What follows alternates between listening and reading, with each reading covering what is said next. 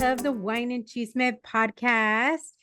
Today we have Miss Cynthia Prato. Hola, Cynthia. How are you today? I am doing well. Thank you so much, Jessica. I'm Well, happy to be here. we're happy to have you, girl. We love our guests. We love, you know, everybody who shares their time with us because we know how valuable your time is and how everybody's time is. So I'm so excited to have you here. Now, first of all, girl, you are in Arizona. We are recording this when it's like peak heat there. How are you? Like, I was just telling you, it's a hot day here in San Diego, but I lived in Chandler for about a year and you cannot survive without AC, without central AC. So how are you doing? Good. It's crazy because I'm looking at my thermostat right now and it's 80 degrees in this office, but I have my fan going and it's fine.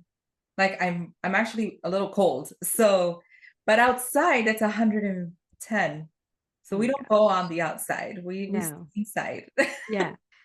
Let's get started, girl. So I'm gonna read your bio. If you're drinking, I'll introduce what I'm drinking, and you can introduce if you're whatever you're drinking, even if it's agua in a glass. That's cool too. You know, we've had many of those, and then we'll get into the chisme. So, Sounds good. Cynthia Prato is an author, blogger, Army veteran, and certified life and career coach who helps women set bold goals, ditch burnout, and finally put themselves back at the top of their own priority list.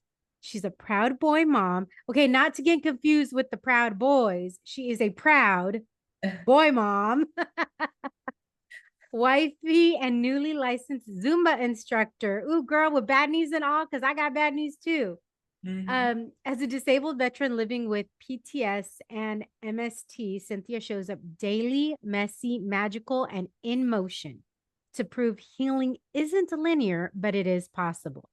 She's currently working towards completing her degree while wrangling two fur beasts. I got two here on the couch with me. So if you hear something, that will probably be them. They're usually pretty good when I'm recording. They're both sleeping right now. Astro, her lab who's scared of water. What Dude. in the Yes. world? And Zoe, her diva Iggy Wawa, who thinks she runs the house. It's always the little ones, right? Same with mine. My Cavapoo runs the house, and we have a Cavapoo and a pit bull. Oh my gosh. And the Cavapoo's probably like the fiercest. Totally, totally. Cynthia is all about boundaries, purpose, and realness, especially when life gets loud. I mean, we're Latinas. Isn't life always loud? Oh my gosh, absolutely. I mean, and you caught me on a good, it's been a week. It's been a week. Yeah. Okay. Well, I'm glad we got you on a good day. So before we get to the chisme, are you drinking? Share with us what you're drinking, if you're drinking anything. Like I said, even if it's your agua in a wine glass. So I have been sober for I think 2.5 years now. Oh, congratulations. Thanks. So I not because I was an alcoholic or I was going down that path. It's just, it was a decision I made. Kind of drinking alcohol just wasn't making me feel good. And Mhm. I was just like, man, this is kind of boring. At some Yeah. point, it was really boring. But today, my champagne that we used at my wedding, gosh, 14 years ago, 13 years ago, was this Rondell. And now they make it Right. The zero. Rondell Zero Cava, right? Yep. Sparkling. So that's what Okay. I'm drinking I today. love that. First of all, I did read that and I forgot while I was talking, but I love first of all, I love that because I always tell people you are not obligated to drink wine on this show. Like that's not I always do, right? I Right. wouldn't be the wine and cheese man otherwise. But other people, I do always have people asking for good non-alcoholic wines, and I haven't really had many. So I love that it's a sparkling. And like, tell me, how does it taste to you? Like, what does it taste very different than normal? Well, first of all, let me tell you what I'm drinking, and then I want to hear more. Yeah. So I am having Encanto Vineyards. It's a 2023 Chenin Blanc out of Lake County out in the Napa Sonoma area. Um, Enrique is a friend of the pod, and we are super happy that he provided us this wine. It's actually my first time even trying it. I just Oh, opened the bottle and I put it in the fridge to cool down. So you guys will actually get my real, like, instant, like, thing. So salud. salud. I Ding. see. Oh, I do see the bubbles. I see the bubbles in yours. Mhm.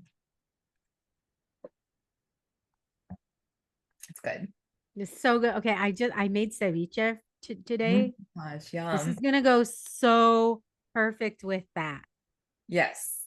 Like it Somebody has used to like be a huge wino, like huge. I've been to Napa and I've done wine tasting. I used to, that's all I love to do was wine tasting. I Um, love my wine tastings.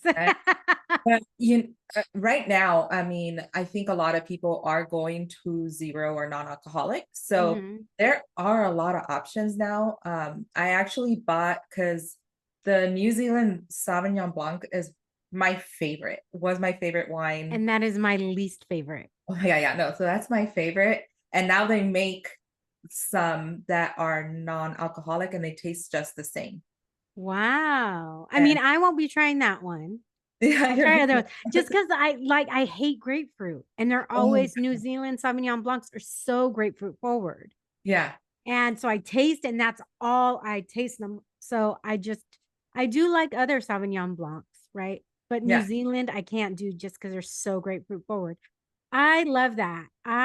Yeah, I do get a lot of people asking me, and I do need to start trying them and adding them because I really want to be able to provide information in regards to that because yeah, there are I mean there's plenty of people like myself who still drink their wine.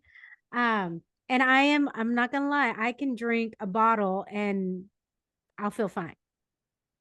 Oh, that yeah, I used to, one I would drink one bottle a day almost. So it No, yeah. I think and was it affected? So like was that something you were just finding you're like, oh, I can't do this anymore. yeah, I mean, I had shattered my foot because I thought I was going to be the fun mom at a trampoline event, my son's field trip.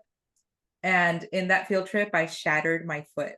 Like I really shattered it. I had to have surgery. So I was, I think, bedridden, like or sofa ridden for 2 months. I couldn't get on my foot and walk. And it was one at that time that I was drinking a bottle of wine by myself and nobody was with me. I'm like, what am I doing? You know, I Yeah. can't do this. I have to be productive and I shouldn't be drinking this bottle of wine by myself for no good reason, just sitting on the couch, you know? Uh, so yeah, that's kind of It was where kind of like almost like were you feeling well, I mean, when you're hurt, right? And when you're bedridden and everything, it's human nature to feel sorry for ourselves. Was that how you were feeling at that time? I was because I was unemployed. So I wasn't bringing any income. My husband was the only one that bringing in anything. And yeah, I was going into like a deep depression. So, because I wasn't being, I felt like I wasn't bringing anything to the family at that point. And I go, and here I am drinking this bottle of wine. What am I doing? But uh, I kind of after that, I kind of just kind of changed my mindset and got it together, which is kind of like how the book came around. But yeah, I was like, I have to get it together because I can't be doing this. I have to look for a job, uh, Yeah. and get myself out of this funk. So yeah, that's when I kind of hung up the alcohol and said, okay, let's get it together and really do something with ourselves. Girl, that's so amazing that you recognize that at that time because there's so many, there's definitely people who would, but there's also so many people who probably wouldn't even realize that, right? And even thinking there could be a potential problem. Maybe there wasn't a problem, but just saying, there could potentially be a problem here and stopping it then. That takes so much strength. So Thank congratulations you. to you on that. Yeah. I I don't drink as much wine as people probably think, right? Like I did have a bottle a couple weeks ago with my husband. Like, well, I drank the bottle, he was drinking beers, and I drank the bottle, and we had the fire pit going outside. We were just talking and sipping um and then prior to that, I don't know the last time I drank a bottle by myself. And that was 2, maybe 3 weeks ago, and this is the first glass I've had since then. Oh, okay. Yeah. So, I'm just not like I'm that person. I'm like, "No, I haven't had that wine yet. I'm gonna save it for when I am on the when I'm doing the podcast." So I get stingy with my wine. Let's just say Yeah, no, absolutely. that. I get I stingy. I get stingy with my non-alcoholic wine now too, because 'cause I'm Yes. like, "Oh, do I need it today? No, I don't really need it today." But, you know, Yeah. sometimes, you get that craving, that antojito that you're like, that sounds pretty good." Yeah. Like, non-alcoholic beer has grown and expanded as well. Oh yeah. My And husband actually will drink non-alcoholic beer. He yeah, likes it. so He's like, it tastes there's so many that taste exactly the same. exactly. There's one company that I love, which is Athletic Brewing Company. Yes. Yes, I so we have some in the fridge now. they have the Mexican beer, and on hot days like this, you're like, "I need to just crack open a beer," and it tastes so good. Yes. know? I So do have a friend and she will be on the podcast soon, but I do have a friend who has struggled with addiction. And for her, she was like, I can't drink like, I think everybody has to know for themselves, right? For her, she was like, I can't drink non-alcoholic beer because I don't even want the taste. I don't even want to be reminded of the taste. I don't want that to be like a gateway to something else. exactly. So, everybody has to know their limits, and she's worked really hard. She's such an amazing woman. I don't want to shout out her name yet because I want her to be able to tell her story, Yeah. but she knows who she is. But that's amazing to even recognize that, and mad props for her because that's really hard, with addiction in any kind of form of addiction. So, Yeah. yeah, mad props. Yes. Well, I'm super excited to like hear all about you. So and hear your story. But you said you grew up in Miami. Yes, I Okay, agree. but so you're a Mexican Nicaraguan, Yes, right? A Mexinica is what you said. I'm Cynthia. Yeah. So tell me about being a Mexinica in Miami. Did you have to like lean? Because obviously it's very Cuban, Venezuelan. I would assume Nicaragua. I Mhm. would like, so tell me about growing up in that area, being a Mexinica, as you say. Well, I mean, there are Mexicans over there. There just wasn't as many as they are here in Arizona now that I live here. So I was really brought up more of that Nicaraguan because my family's Nicaraguan. I was born in Mexico, so that's why I'm Mexinica. But Oh, okay. my mom, my biological father is Nicaraguan. My grandparents, and so it was more strongly like Nicaraguan. And then of course that Cuban, Puerto Rican, Dominican melting pot, right? So sometimes when I speak Spanish, it's very Cuban and it just comes out. It depends on who I'm talking to. So if I'm talking to my family in Spanish, then it comes out a little bit more Nica. Um, but yeah, that's how it is. um, Okay, so tell me the difference between like a Nica accent and a Cuban accent. Like I know Cubans speak super fast. well, not as fast as Puerto Ricans. It's just, yeah, Puerto Ricans sing. I feel yeah, they're like, everything is kind of singy songy in with Puerto yeah, Rican Spanish. And I love it. I think it's, but it's just I don't know.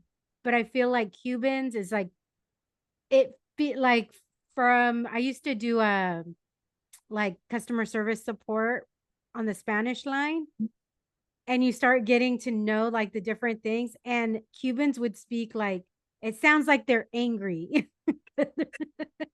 well, Nicaraguans, we sound like we're angry too. My husband is Greek, but he's American. He doesn't speak Spanish. And the first time he met my family, he's like, "Why are y'all mad at each other?" I'm like, we're not. This is like, we're having a good time. I don't understand. This is love. What are you talking about? I go, we're not mad at each other. He goes, why does it sound like you're all like screaming? And I go, that's how we talk. It's like a culture shock for him. That's so So funny. I mean, I think it's just like the accent. I can't really do. I mean, like Argentinians have a different accent, and it's Mhm. also like words, right? Yes. A lot of words are different, in the Nicaraguans with, Cubans, with Puerto Ricans, and even Dominicans. Like when I talk to somebody that I know they're Nicaraguan, it's a female, and I'm like, hey, chalala. Um, and if they're Cuban, I don't really say anything like, oh, hi, how are you? Um, but if it's yeah, so it just you can hear it. I can't even explain it, but the minute I hear it, I'm like, oh, you're Cuban. They're like, oh, how'd you know? I'm like, I heard it. Yeah, no, I can definitely tell a cute like the Cuban accent, the Puerto Rican accent, Mexican accent. Some Yeah. of them, the other ones like Dominican accent. And some of the other ones I'm not so sure, right? Like just Mhm. depends. And then when you get farther down, like people that grew farther south in like more southern Mexico, it's more proper. Right. I grew up in San Diego, so it's very Spanglish. It's very like a lot of what's the slang words, a lot of slang. And then the more south you go, that I've had in my experience, the more proper Spanish is spoken. And in the military, because I was a Spanish linguist as well, they taught us how to be more neutral. So when we would go into different countries or speak with different cultures, we were able to pick up the accent of those cultures.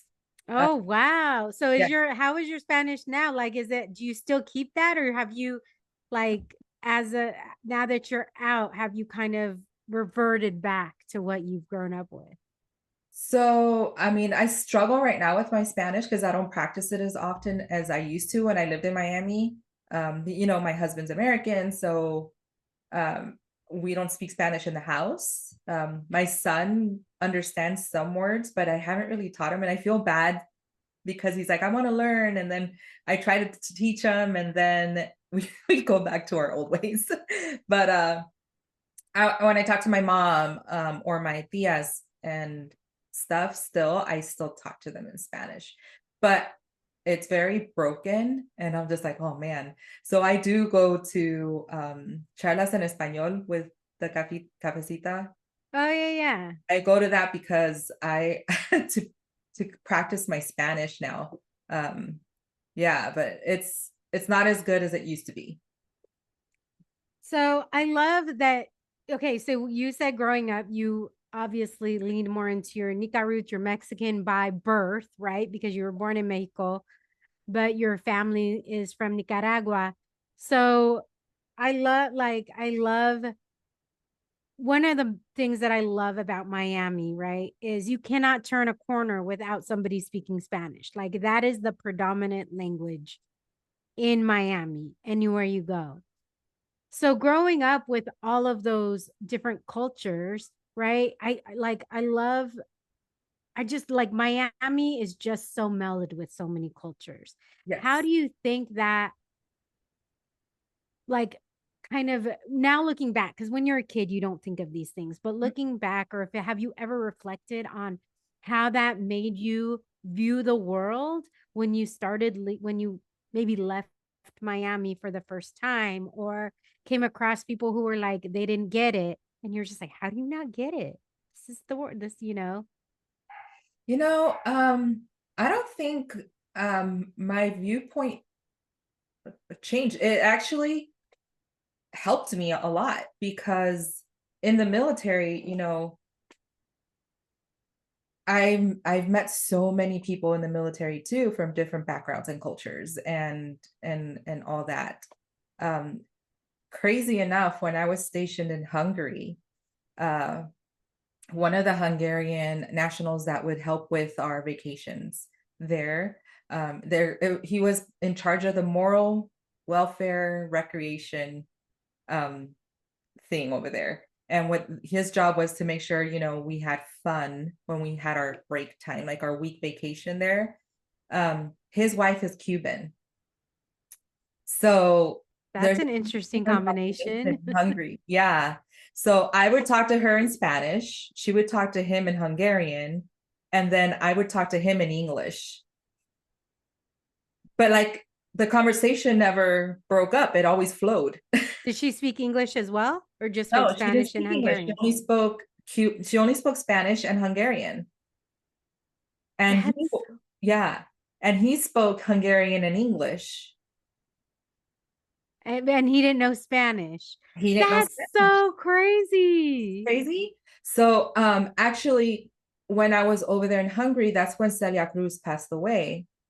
And there was a Celia Cruz restaurant over there in Budapest. And they had a huge celebration in the square. And I was like, well, I'm going, you know? Duh, right? So, I mean, again, it just my roots and everything helped me with that and not feeling so homesick and being away from my family because I had her there. Mhm. Um, and that Cuban population, which is so crazy to me. But That is so, you would never think there's like an actual Cuban population in Budapest, in Hungary. yes, because Hungary used to be communist. And the way that she explained it to me, because I was like, how did you get over here? This is weird, like wild. And she said because they were both communist countries, they were able to go to that communist country. And then they would still have to pay, I think, Fidel. Don't quote me on that. I think that's how I remember it. That whatever work that she does, that she would still have to send a percentage back to Cuba. And that was the agreement. But that's why. That I've never, I mean, I'm sure I could look it up, but first of all, I've never thought of that. And I've Yeah. never heard that story. That is so crazy. I mean, I understand why there would be like, okay, you can travel between these two countries, especially as Cuba got cut off from so much of the world.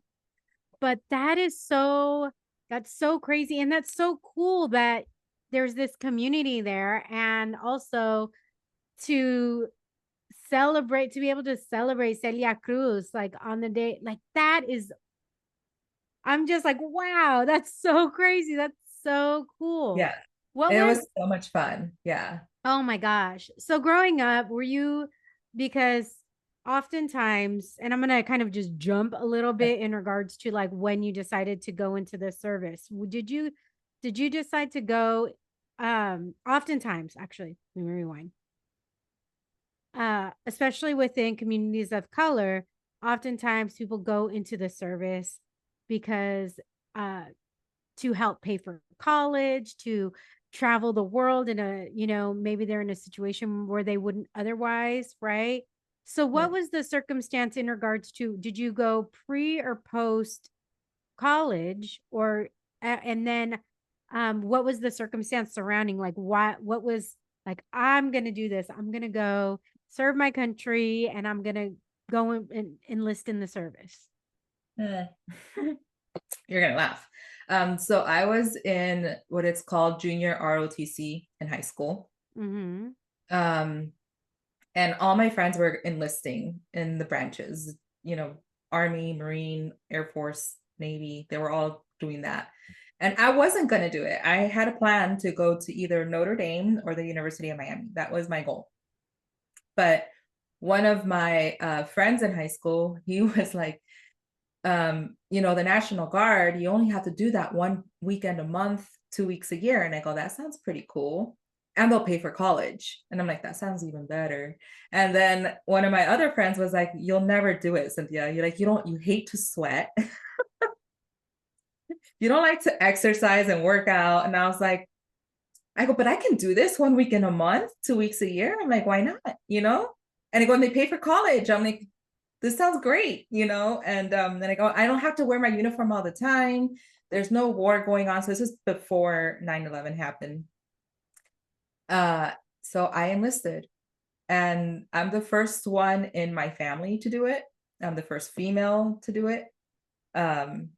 My grandma, rest her soul, till this day, till the day that she passed, that, it was the most, She said it was the worst thing I could have done in my whole life. I was about to ask, what was your family's reaction? Yeah, it was like the worst thing. I mean, being a female Latina in a Latina culture like that, it was unheard of, you know? Mm. And but I did it. And I was like, I'm gonna go and I'm gonna check it out and see if I survive all this. And I enlisted for 6 years, not 4. I did 6 because that's how they were gonna pay for college. Um, but yeah, that's how it was. It was really on a dare. And I said, hold my beer, watch me. And then, so I take it you were enlisted when 9/11 happened.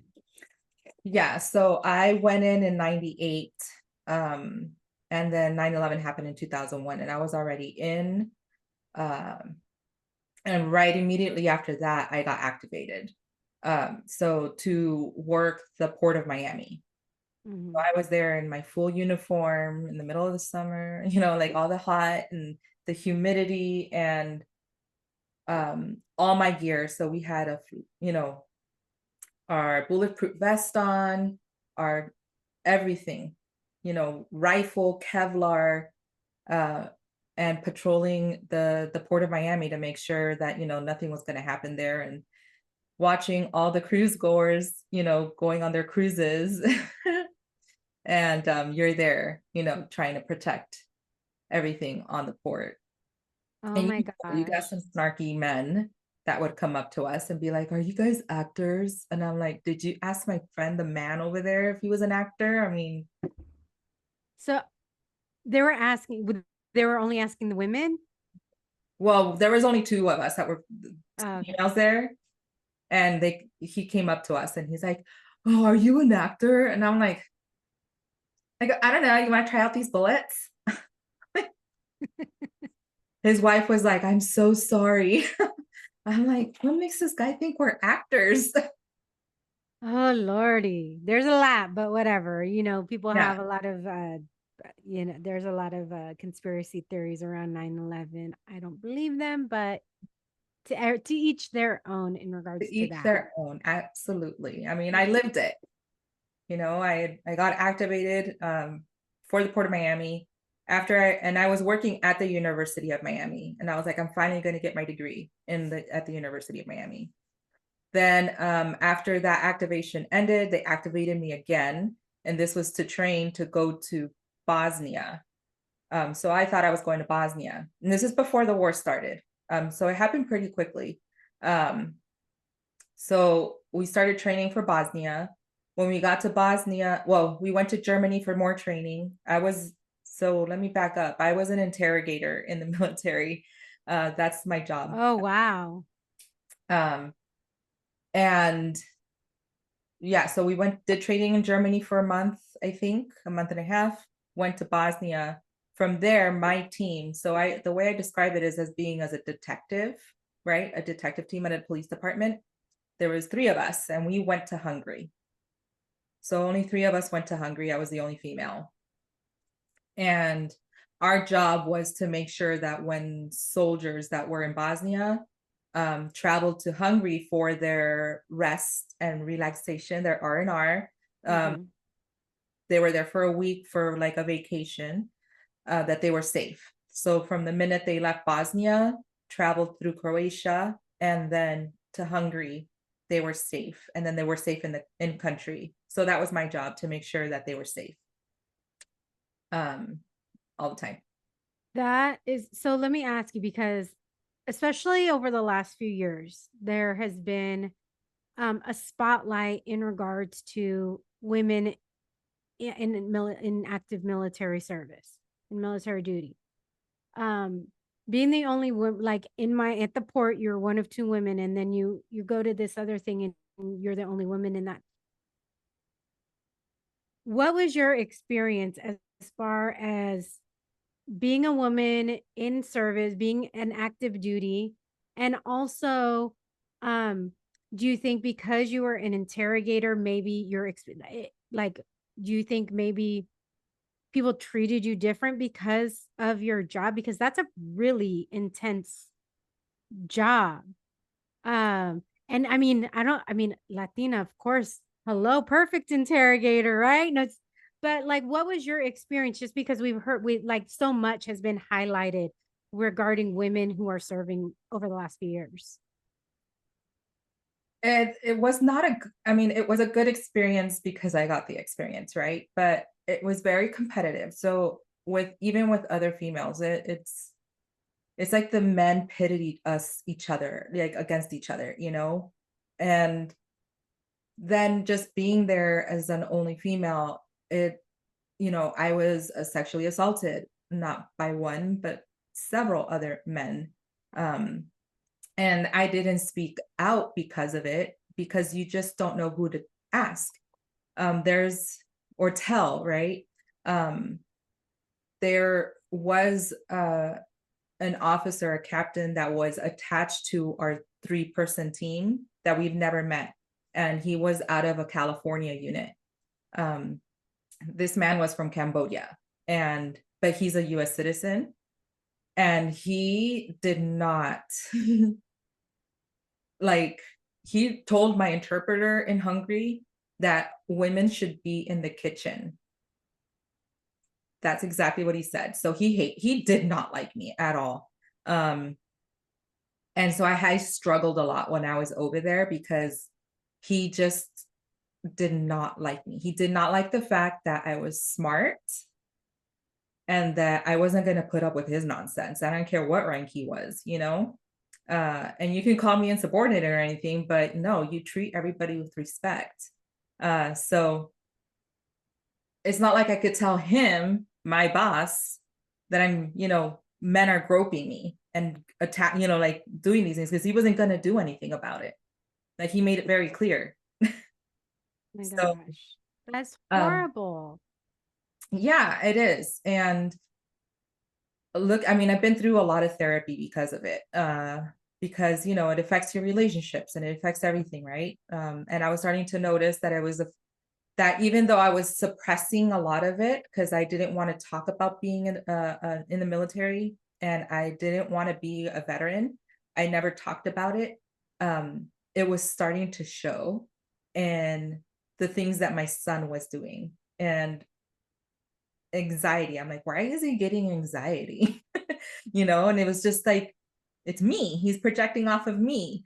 Um, so I decided to get help for that. And it took me because I got out in 2006, and I didn't go and get help from the VA until maybe 3 years ago.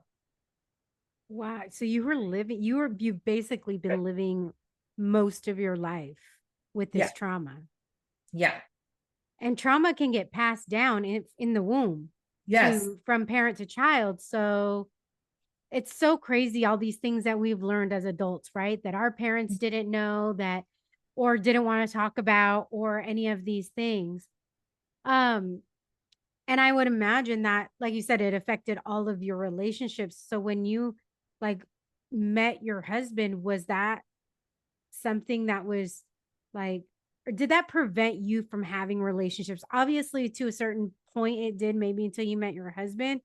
So, um, what was the thing that would constantly come up in relationship? Was there one thing that maybe would constantly come up in your mind? It may or may not have been this person's fault, but obviously you have trauma that hasn't dealt with, and that Right. affects, and somebody might say something or do something that triggers it. Yeah. So what were those like? How was it trying to pursue a relationship with that type of trauma? Um, I guess I made sure and certain that the person I was going to be with was not military, period. I didn't want that in my life. So my husband is Understandable. the complete opposite of me and was never served in the military. Um, and he's very authentic and he won't lie. He can't lie to save his life anyway. So he knows that. He'll tell you, but that's kind of who he is. He's kind of like just straightforward. He'll tell you how it is. He'll tell you how, he's very authentic. Um, Prior to that, I mean, even like in Miami, like the men that I would date then just didn't really quite grasp that I was in the military, you know? They're like, "Oh, wait, what? You're you're in the military, you wear a uniform?" Like, "Yeah, but this is me," you know? No, but they would feel very intimidated. So, I'm like, "Well, I can't deal with this." That's No. oh my gosh. That's the like, there's, all of these dating things going on right now and stuff, I would and not be able to date in this climate, in this world right now. I told my husband, I go, "If you and I, like, knock on wood, something were ever to happen to us," I go, "I'm gonna be like a nun. I'm just not gonna no. There's no way I'm gonna date anybody right now." That is no, it's just bananas out there. yeah. So I was okay, this will hopefully make you laugh. Mm. I was watching something on TikTok, and there's this kindergarten teacher, he's a gay kindergarten teacher, and I love watching his stuff, right? But he was talking about with the possibility of um L, LGBTQ marriages getting overturned. He was talking about like, well, we'll just marry your women. Like, we'll Oh my all god, I have a saw that lavender one. marriages. Yeah, we'll all have lavender marriages. Imagine you have a guy who's going to get ready with you, sit, be your bestie, have a glass of wine with you, dance with you. Da, da, da, da. You could still date if you want. You could do whatever. He's like, so men, yeah, you should be afraid. You shouldn't want this overturned. You Ex should be open because, and I was like, that sounds amazing. That's exactly what I said. I go, "Man, that sounds like a great plan right there." Right? See, yeah, I knew that'd make you laugh. I knew you make me laugh. I love yeah, I watched that one. I was like, "Yes." Yeah, I was too. I was like, yes, okay, if something happens to my husband, because men out here be wilding even more so. I thought like I could handle date. I mean, and I've only been with my husband for 4 years, right? Gosh, And yeah. and like still even dating in your 40s, you're just like, oh my gosh, because you find men who either want to date really, really young, Yeah, right? Or they don't want any sort of commitment. They're like, look, I just got divorced. I have blah, blah, blah. And so it's so hard to find somebody like on the same wavelength. exactly. So I can't imagine coming out of the service and then being like, and guys, especially like my sister was also she was in the Naval Reserves, and she's a real girly girl, right? So you wouldn't expect that. So I can't imagine it becomes like just as herself, you wouldn't look at you and go, oh yeah, she's a veteran, she was in the service or whatever. So I could imagine the entire, and it has nothing to do with you, it has everything to do with them. Right. Exactly. So going through that, like as you start going through, right? Because you're all about setting boundaries, not having burnout, not I would love to hear the journey between, okay, I've gotten out of the service. Mhm. I'm dealing, or you're probably not even realizing all of the trauma that that what happened to you, Yes. but you're not realizing how much that trauma is affecting you Right. to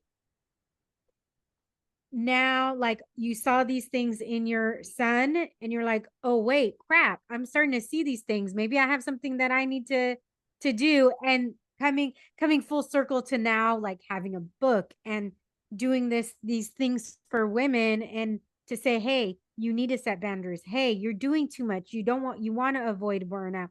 Hey, you don't need to be on. I get the whole timeline thing. I didn't start this till I was 42, and it was the first time in my life I felt like I was doing what I was supposed to be doing. Yeah.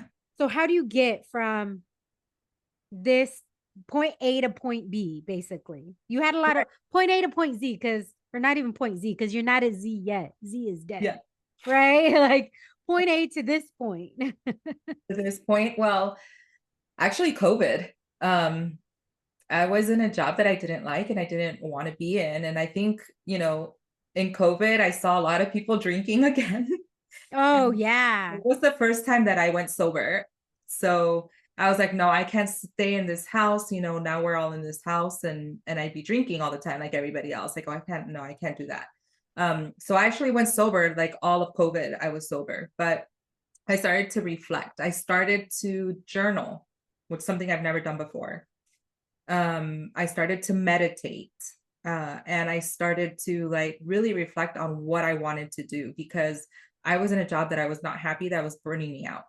Um, and I was like, what do I really want to do? So, I started writing things down and I started kind of reflecting on that. And I was like, you know what? I want to be a life coach. But here in the States, you don't have to be certified to be a life coach. But for me, it was important for me to get like some kind of education and training to be certified.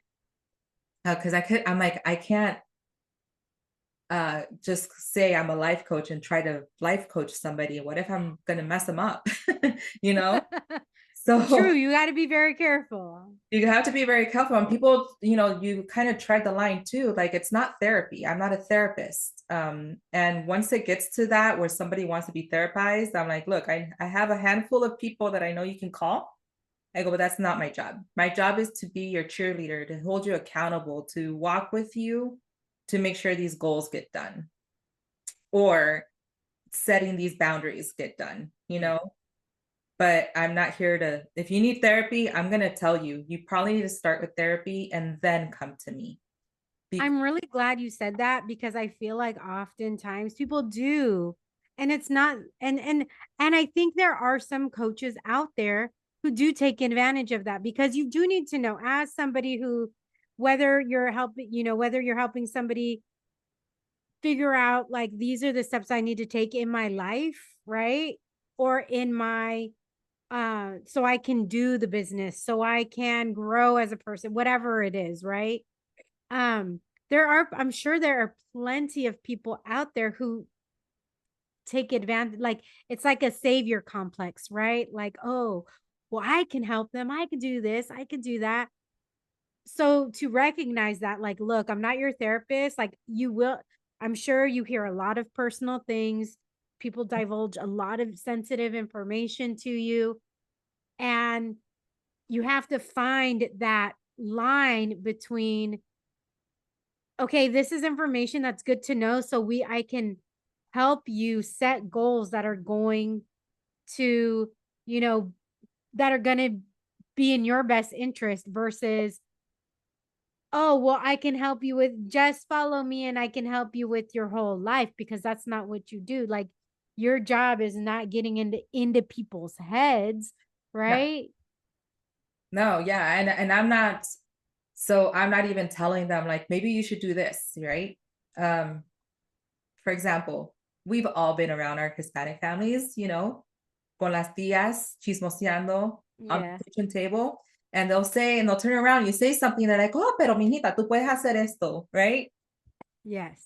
O tú eres buena para esto, por qué no haces esto? And so that's not me. I'm like, I need you to write down what you're passionate about. And from there, we're going to figure out your purpose. And then from there, we're going to figure out what you want to do in life. And maybe you needed some education to get to that part. Or maybe you just need to write down these steps and get there, But I'm not going to tell you, hey, maybe it sounds like you need to be an accountant. I'm not going to tell you that. I want to read something that was on your blog post, and you Yeah. said it's how to find purpose. Yeah. And one of the things, and you rewrote your purpose even for 2025. But one of the things I loved when I was reading this, it says, here's the truth about purpose. It's yours, not someone else's version of what quote unquote success should look like. You're allowed to decide because everybody's version of success is different, right? Right. It doesn't have to be flashy. I know we live in this age of social media and everybody sharing their life and everything, but that doesn't mean like you need to buy a Bugatti, you need to buy a Maserati, you need to buy a G-Wagon, you get to define your own success. It doesn't need a timeline. Set goals, sure, but stay flexible, which I just did, and I'll share that with you. It won't look like anyone else's. Stop scrolling, what I was just saying, and comparing your path Your path is unique for a reason and it must feel aligned. If you're feeling the ick, your intuition is waving a red flag. Trust your spidey sense. Now, I love that. So I'm going to go put it to you, right? As you're going through this, you're saying, I want to be a life coach. You go through a certification process, but you still haven't dealt with your own trauma. Right. So, So how when does I was that work? going through, yeah, so when I was going through my certification school, I did it through the Jay Shetty Certified Life Coaching School. Mhm. Um, there's several out there. It's just that I just liked his method more than anybody else's. Again, it's unique to you, right? But when I was going through that, I was starting to notice that I needed therapy. and it feels weird because again, with the generation that we grew up with, you're supposed to no digas nada, brush it under the rug or the table, don't Yeah. don't cause a scene, things like that, or you don't need therapy, it's all in your head, Yeah. Like you're going to be fine. You're going to be you're gonna be fine. fine, you're gonna be fine. Just go do this. Just go. Like it was like keep you busy so you didn't think of it. That's Right, and therapy wasn't something that they did, right? mhm. But, I went and got myself a therapist, and again, I still had not come out as a veteran. I thought it was because I lost this weight and I still wasn't happy, so I went to the therapist because I wasn't happy after losing weight. It had nothing to do with me being a veteran and the things that I experienced as a veteran. So let me ask you a question. So unless people specifically asked, you would never say you're a veteran? Right. Wow. Okay. Just Yeah, making unless sense. they ask, I'm like, "Oh, yeah, I am a veteran." And I would still stand up at, like, events, like, all the veterans stand up, and that was still pretty awkward, and it's still pretty awkward now because I tend to be the only female, and then people see me and they're like, "What?" I still have people, like, with shock in their faces, like, there's a female standing up, and you're like, "Yes, we did serve." Just FYI, but yeah, so I went and got that therapy, and then, I think a year after that is when I started going to therapy at the VA, for the other, for PTS and MST, What um, is MST? military sexual trauma. Okay. So I started getting that therapy, and once I started doing that is when I started to really, um, pinpoint my passion and my purpose. And at first, that started with I was only going to help out the military community, the women veterans, right? But then I was like, I have more to do. I can help out the Latinas. And I go, well, you know what? I can help out all women, you know? So, I mean, it did change and evolve on how I'm helping. And then it comes down to the niche, right? Because there's a lot of niches in life coaching. Um, Yes. that you can do. So I have one life coach that I went to school with that she's specific on light energy and helping people come out of like cults and like religions that are super strict or whatever. So she does that. Um like it's super niched. And I mean there's different coaches that I know like financial career like life coaches. Mhm. They do life coaching for finance, right? Or I'm also a career coach, which is different from life coaching. So I help you with, finding a career, resume prep, and all that other stuff. So that's how I kind of came about it in a nutshell. But I did start with therapy because I knew I wasn't going to be able to help anybody if I didn't help myself first. Outside of the sexual trauma that you had in the army, obviously after 9/11 we're on super high alert and everything like that. Was there, and especially with what you did, right? Right. Was was there any trauma surrounding that and what you had to do? And I'm not going to ask you for details because Yeah. I get it, right? But just for you, was there trauma just within the job itself and that time because it was such a high alert time that you didn't realize you had along with the sexual trauma that happened?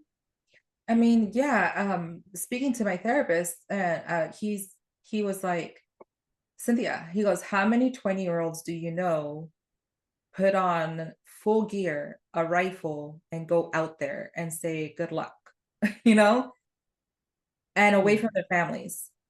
So I'm like, yeah, I don't know too many 20-year-olds that do that, right? Um, I didn't go to war, so I was not in combat, but um the war started while I was there in Hungary. We had on the base, on the other side of the base, they were training Iraqi nationals to be our like interpreters and when we went to war. So I knew the war was going to start. Um, and one day my one of my team members, he goes, "Hey, we're going to go over to that side to have breakfast." And I go, "But me?" Because I go, "They're not going to want me over there. I'm the only female, and these are all, Middle Eastern men on the other side." I go, "I don't want to go."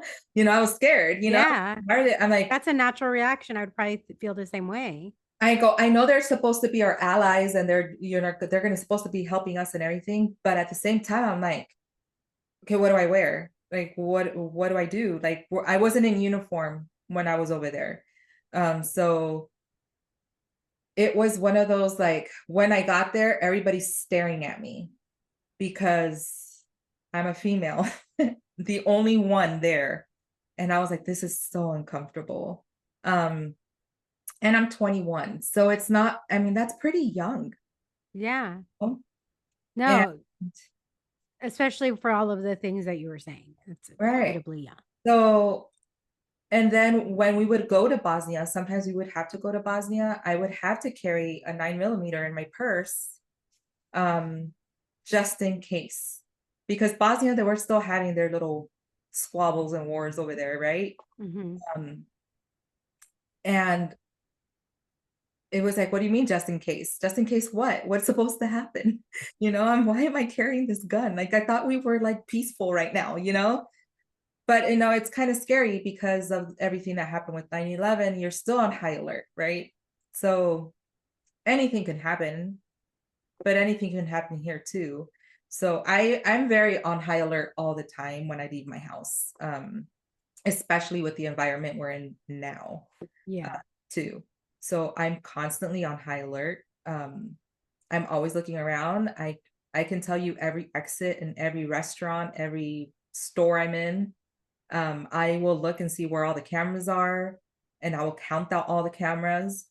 And I will pick everybody in. You probably don't see me doing it, but I will pick and see um, defining features on all the people that are in the store or in a restaurant and In everything like. case you ever need to describe them. Yeah, so I know how to do that, but I've been trained to do that. It is just one of those trainings that I just can't get away from doing.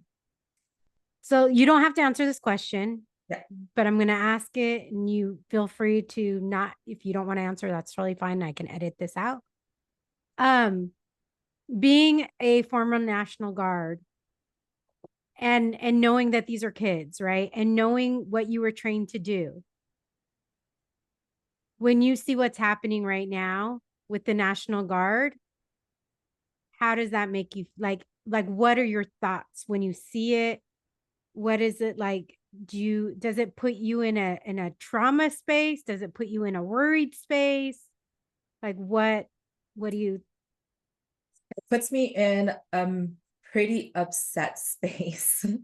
We are not, at least I did not raise my hand and enlist to do what the National Guard is asked to do right now. That's not what we're meant for, you know? We're supposed to protect the nation from bad people. And yeah, I don't agree with what's going on. And it's disturbing to me and I feel sad for those serving because they can't, it's not like they can leave and get out. yeah. And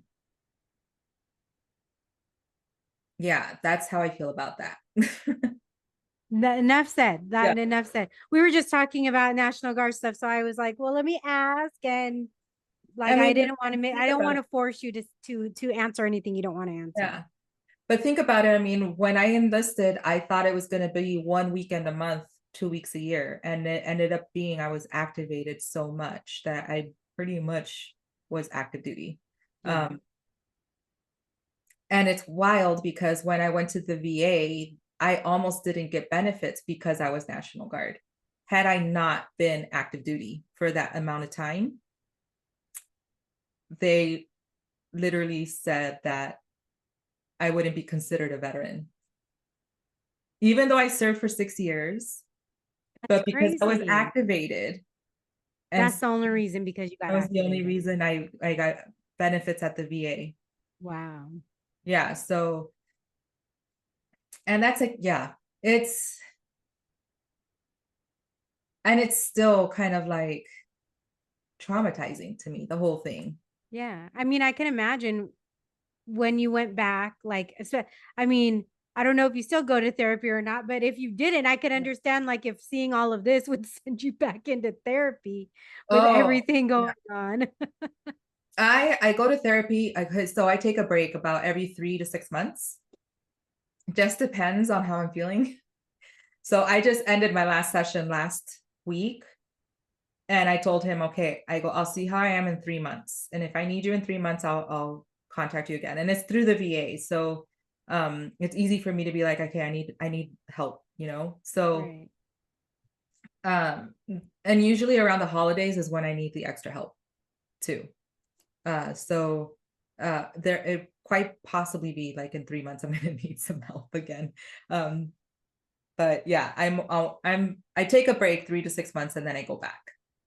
So, speaking, like, when you're saying you went back in, what were the triggers, or what were the things that you were seeing within your son? Because obviously all of these things that have happened have led you to where you're at right now, right? And led you to, like, I feel like everybody, there's so many coaches, right? But like you said, like, everybody has a niche, but also everybody has a different type of person or personality or thing that they relate to. So not your so just because somebody's a coach doesn't mean you're going to relate to them. It's really based on, like, how you're feeling with them, what are your goals, like, how are you able to really communicate with this person? And when you decided you're going to be a life coach and you decided you're going to go through that, because I know earlier you said you were seeing some things in your son that you were like, I think I need to go to therapy. Yeah. What were those things that you were kind of that were triggering for you that made you think, I think I need to go to therapy because now I'm affecting my son in regards to this? Yeah. So I was a very reactive person. Very reactive. I was on a short fuse all the time. Um, but then I started, noticing things like I would burn myself out like badly and make myself sick. And I just didn't want my son to think that he needed to do that to be successful. Um, and so that really the main reason was because of my reactive ways that everything was just making me so mad all the time. So I didn't want to be that kind of person anymore. And I wanted to get to the root of that. Why am I reacting this way? Why is that man triggering me only because I smell his cologne? So, um, or, why is this place triggering me? Miami triggers me not because of my upbringing, but because of the time I spent when I was still in the military there. So I don't like going back, but I do sometimes. Um, but that was mostly it. We now here at our house, if my son needs a mental health break, I'm like, I need you to tell me that you need a mental health break. And I can tell when he needs one, but I'm like, I need you to tell me, and then we can figure it out. But and it's not like he does this every week, like, I don't want to go to school, mom, I don't feel good. He's still a kid, he's 12, but Yeah. he'll do that. Every like maybe 2, 3 months, he'll be like, my brain is mush, or I can't think straight. I can't even focus. I need a mental health break. And he can stay home. He doesn't need to be sick. I won't lie to the school either. Be like, he needs a mental health break, you know? I feel like we say, "Oh, we're sick, and we need sick time." But no, take a mental health break. It's okay to do that and allow yourself to do that. Um, because if you allow yourself to burn out, you're no help for anybody. So take that break, take that vacation, take the needed time for you to rest. And that was that was just really hard for me to do because I was so used to go, go, go. And I wouldn't take a break. I mean, I would take my work with me on vacations. I was on my laptop working. Uh, so I never took a break. I think that's what so many people I think so many people have done that. I've done that for sure. I also think COVID really was like people were like, okay, because so many people were working from home, right? And Yeah. I think so many people burned out during that time because they never were stepping away from the office. Office was already always there, right? Yeah. And um, so when you finally get certified and Mhm. you're going through therapy, you realize this, you've done these things, how like when we're talking about the things that you really focus on, right? In regards to like one of the things that you say is that it's never too late. And that was my motto all of of sharing that it's never too late to to find your passion. It's never too late to because time passes regardless, right? It's up to you of what you do between that. Um, what was it that made you say, you know what, I want to show women like it's important to set because we hear about boundaries all the time, but I think sometimes we mistake boundaries with expectation, with rules, with this, with that. Like if I say, and I'm getting this from a TikTok video that I saw earlier. So I'm not gonna lie, I cannot remember the person's name because I don't follow them. It was just on my FYP. But she was role playing as somebody saying, well, I have a boundary.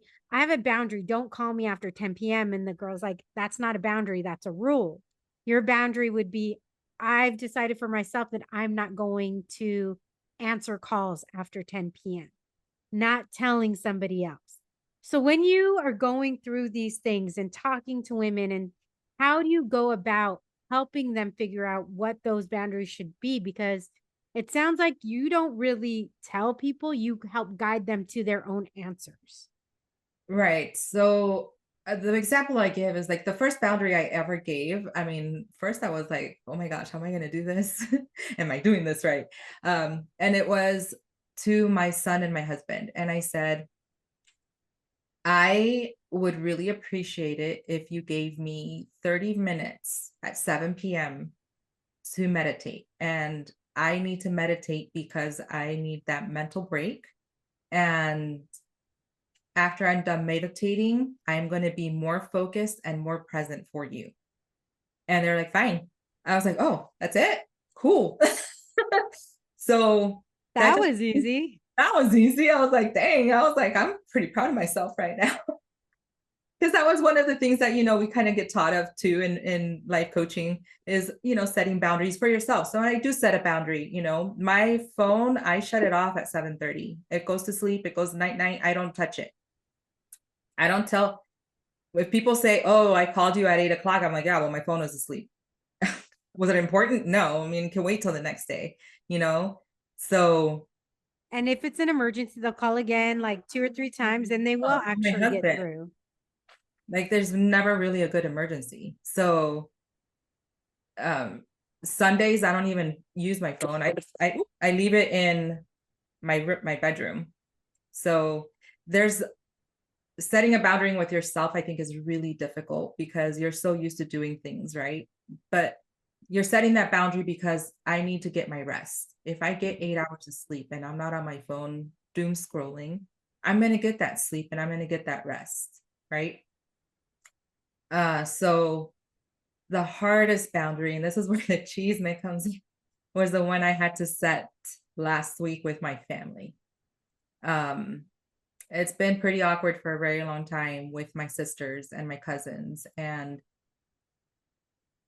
where I have been feeling very, rejected, um, and it hasn't been like months. No, it's been years that I felt this way. Um, and I was starting to come down to my son, where they're not attending his birthday parties, they're not attending his celebrations, they're not attending his athletic events. But then it was expected of me, being the oldest, to show up to all of their events and all of their graduations and all of their sporting events. And if I wasn't there, I was the bad person. So last week, I was like, enough is enough. There was a birthday party about to happen, and I was having severe anxiety of going because it's been awkward. Like, they don't talk to me, they whisper amongst themselves, you know? And I go, what did I do wrong? And I'm like, is it really what I did something wrong? And you start thinking of things, and like my therapist is like, Yeah. you didn't do anything wrong. And I go, maybe I'm just imagining things, or what they would say is una exagerada, estás bien exagerada, Cynthia, you know? It's Um, all in your head. It's all it's in your all head. in your head. Eres una exagerada, ellos te quieren mucho. And no, like my brother didn't come to my wedding, you know? I mean, it's my sister, every time it's my son's birthday, it was like, change the date for so I can go and accommodate her. No, it's his birthday. It's just going to be on this date. Um, Yeah. and again, none of them have attended any of his like soccer, baseball, nothing, nothing. They don't call him, they don't call me, but they hang out with each other. So I'm one of five. They hang out with each other, they don't hang out with me, they don't call me. So you do start to think there's something wrong with you. Like, what did I do wrong? Like what in me is wrong? And after thinking about it, I'm like, nothing is wrong. Like, I can't just keep on digging and digging and digging. So I set the boundary last week. Well, With good for you.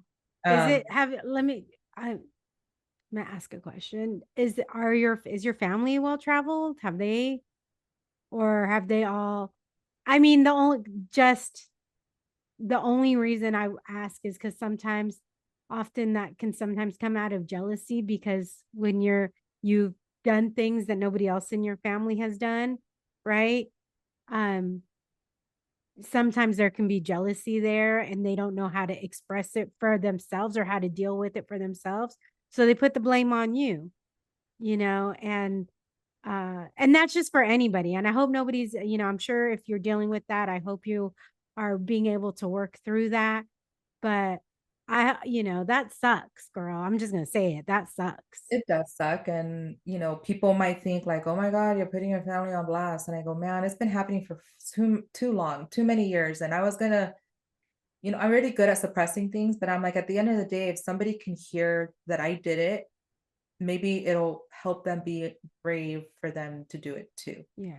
And Um, that just goes to show also like if you are seeking out a coach, they're human. They're not yeah, like, I feel like sometimes we put this thing if we do have a coach that they should just be infallible, right? That right. they Or a like, therapist, like therapists have issues too. yeah, you're like, dude, no, like this is why. Yeah, Um, I want to read some of your blog posts, not the whole post, but just some of the titles so people can understand. And um most latest or one of them is stop people pleasing, 5 guilt-free steps to build better boundaries, which you were talking about right now. yeah, Living in gratitude even when life is being extra, because girl, life is extra every day right now, and it's yeah, sometimes really hard to find things to give gratitude towards. And sometimes you just need to give gratitude, even just waking up that day, yeah. right? Brushing your teeth.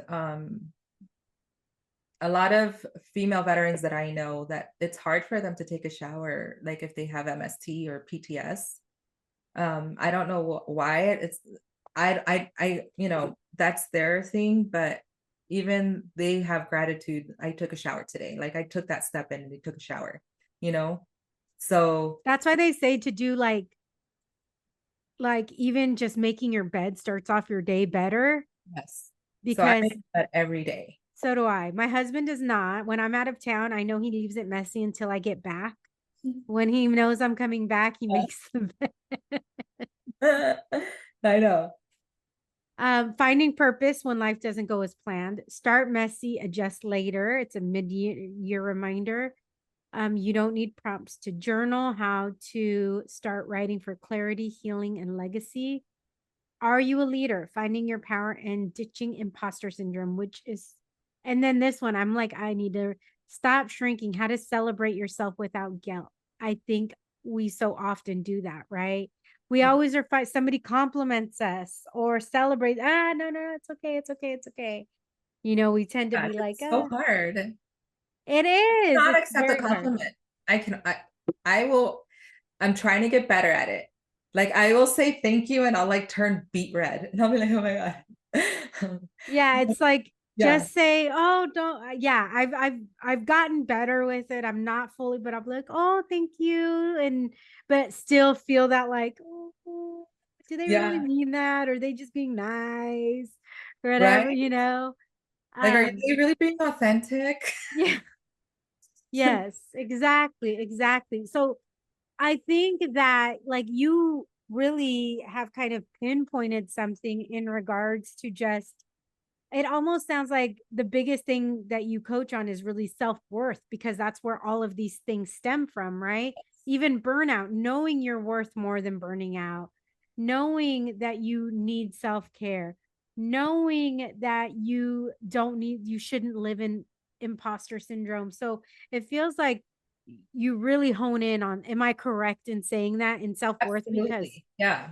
Yeah. And it's, I mean, all of it is my life experience through the military, my life experience in being the Latina, the first generation of going into the military, um, and being the oldest, and navigating that. So everything that I do pour into my blog or in my book, it's because I have already lived it. So I was the guinea pig, and then now I'm sharing my success story, I guess. you're on your test subject. Yeah, I'm sharing how I came out of it and I'm still alive. Um, and I'm still living every day. Yeah. So it's hard, it's not easy, but it can be done. I love that. Now tell because I see your books back there. Yes. Get it together. Is that what it says? Am I It's reading it get it right? together without losing your mind. So I mean, every day I'm like, Cynthia, get it together. So tell us a little bit about what people can find within that book. So in Get It Together, you're going to find changing your mindset, living in gratitude, self-care, setting boundaries, uh, setting smart goals, creating a purpose. Specific, measurable, Yeah. action. What was the R? Oh my gosh, you're going to put me on the spot right now. Let me And look. timeline. A yeah. What is R? Oh my gosh. I forgot what R is. It's the end of the day and it's Okay, almost, yeah, yeah. And I'm I've like, already had a glass oh of wine. yeah. Um, We're gonna both so think yeah, about it it's, like at the it's very all, end. yeah, and you don't have to start like at SMART goals. Like if you're like, oh, you know what, I don't really need help with that right now. I need help with boundaries. You can start there. So it's not like a chapter 1, 2, 3, 4, 5, 6. You can go and start where you need it in your season. It's And like each book, each chapter is its own little book. pretty much, right. So if you need more like ideas on self-care, um, then start at self-care. And I think self-care is cheap. Like you don't have to go to a spa. I mean, it'd be lovely, but self-care is taking a 15-minute walk in the outside, you know?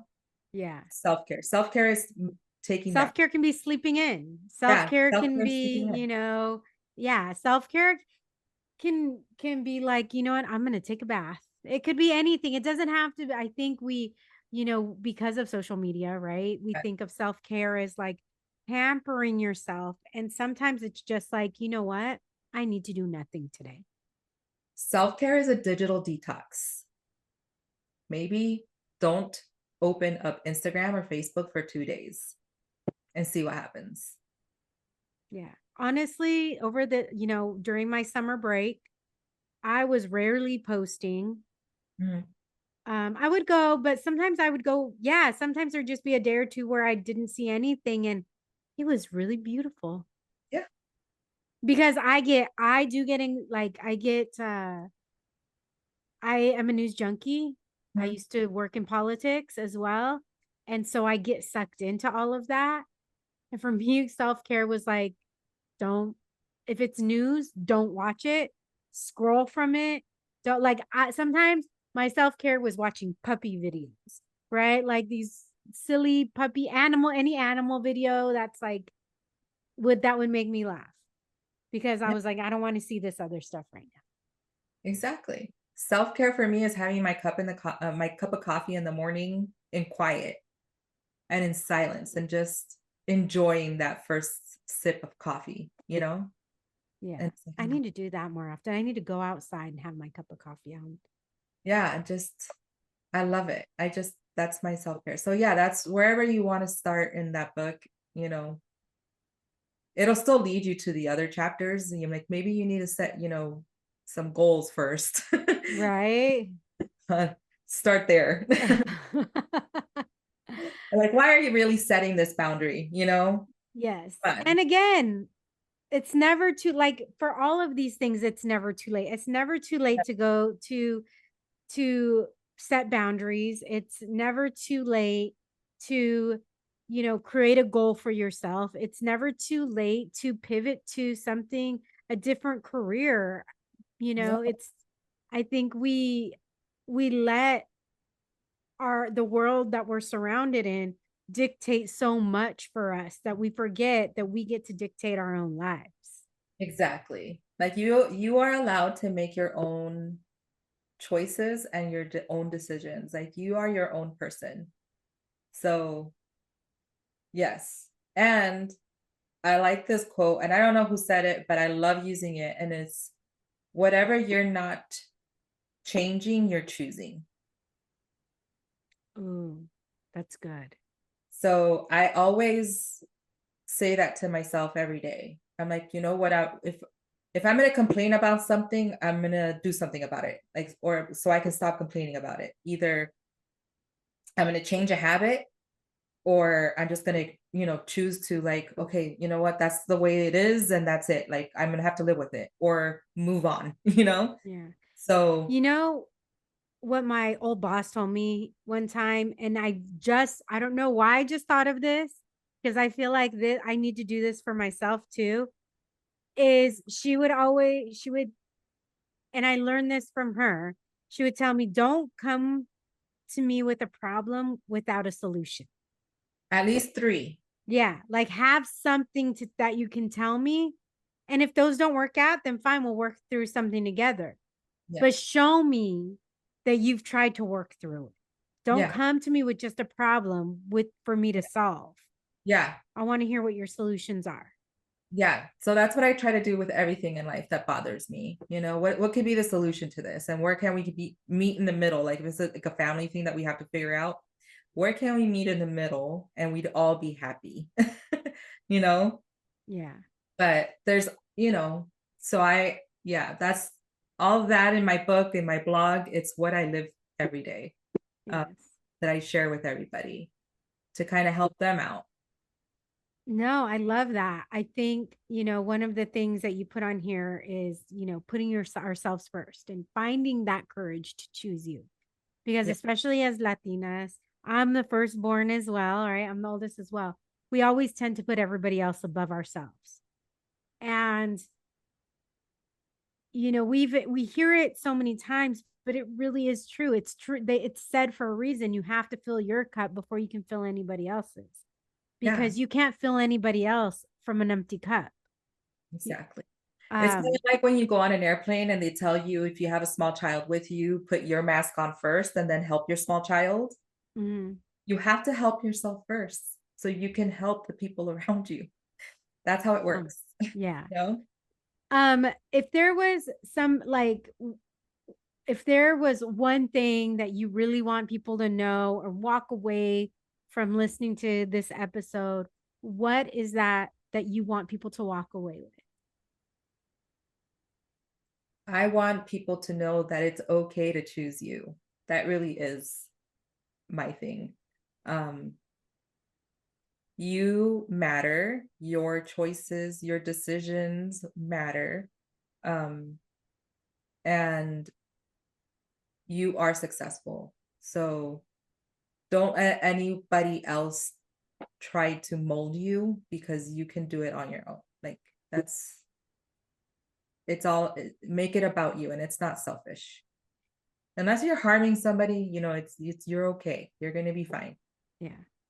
Um, I love that. Going back to what you said real quick in regards to if you don't change, you're choosing. Mhm. I tell like my husband jokes with me that he doesn't have a choice to go certain places. You You have a do. and he's like, I don't have a choice because you're gonna be mad at me. I said, you do have a choice. You may not like your choices, Yeah, but you have a choice. you got a choice. Yeah. So there's no unless you are like there,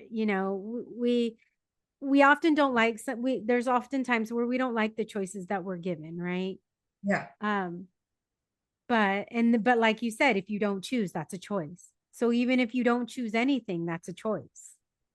exactly. I mean, because before I used to think I can't leave this job because I won't be able to find something else, right?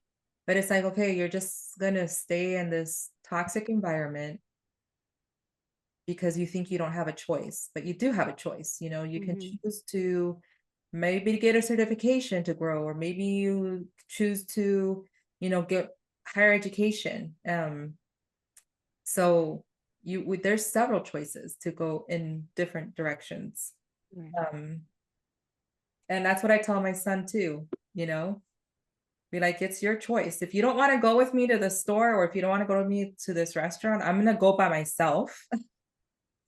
But don't call me and say, "Can you order something for me?" No, you chose not to go. There, thank you. Okay, Yeah. quick question. What, like, if you were to categorize yourself, because obviously everybody, what we were saying towards the beginning, like everybody has a different type of person, right? That they sometimes like. Did you ever watch Sex in the City? Okay, I'm obsessed Okay, with the show. Yes. when Sanford was talking about he has three therapists. He has one when he wants to be coddled, one when he needs to tough love, and one that he just wants to look at somebody pretty, Yeah. right? So when you're kind of categorizing yourself as a coach, are you the coddler? Are you the handhold or not the coddler? Are you the handholder? Or are you the tough love? So I consider myself a drill sergeant, but like a cuddly drill sergeant. Is there such a thing? I'm like the Care Bear with the drill sergeant little emblem. So I'm like tough love, I'm pretty straightforward and I'm not going to sugarcoat anything just to make you feel better. And I'm not going to tell you something that is not true. So if you tell me, which I do this all the time, if because I'm still a career coach and I help our military community, and I came across this kid. He's a kid because he only served 4 years, and he has no experience in, let's say, IT. Yeah, you're my nephew's age. My nephew's 21. You're a kid. My Yeah, oldest nephew's 21. You're a kid. exactly. Um, and no experience in IT, no experience in, and has no education and no certifications in this, right? But he wants to make six figures. I'm just like, okay, how do I put this to you? I go, come down here. That's, level playing field. This is not going to happen. So you need to do these steps before you make those six figures, so I'm like, you can't skip a step either. Um, but sometimes I do let people just kind of take that path. And then when they're ready, they can come back and we'll really work through things. But I will not sugarcoat things. All right. So if you're looking for somebody who's like straightforward, tough love, Care Bear Drill sergeant. with a drill sergeant Care Bear, Yeah. then Cynthia is the person that you need to go. Cynthia, thank you so much. Honestly, I didn't I'm sure you weren't expecting to share what you did. And I just want to say thank you so much Yes. for opening up and sharing what you have, because it's not easy. As a survivor myself, I know it's not easy. I know that there's times when you don't think about it, and then there's times where you hear a song, or you smell something, or you see something, and it brings all of those memories rushing back. So I Yeah. just want to say, like, I know how difficult it is, and I really appreciate you trusting me with your story, and I know that um other people will appreciate it, and maybe they're hearing something that they haven't heard before, and will be able to reach out to you, or to be able to use that to be able to lift themselves up out of whatever they might be going through. Yes. Thank you so much for having me, Jess. It's been a Oh pleasure. my gosh. I'm so happy you came on. You can go to beyondthehorizonllc.com, and her Instagram is Beyond the Horizon Consulting. Please make sure to follow Cynthia. All of this information will be in the show notes. And make sure to send me, because I didn't see a link on your website for your book. How can people get your book? It's on Amazon. So Amazon. Go just to type Amazon. in, get it together without losing your mind. This is the only time we'll approve an Amazon sale to go get Cynthia's book. Yeah, I was thinking about how to sell it differently, but that's the easiest and the cheapest way for me right now. So Hey, girl, you got to do what you got to do, and we will encourage people to go into Amazon to get your book. thank you And so we'll make sure to put that link on there as well to keep it easy for you guys. Thank you.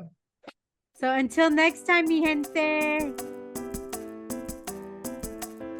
Hola, mi gente. Thank you for listening to this episode of the Wine and Chisme podcast. If you would like to hear more wine and more chisme, make sure to hit that subscribe button. Saludos.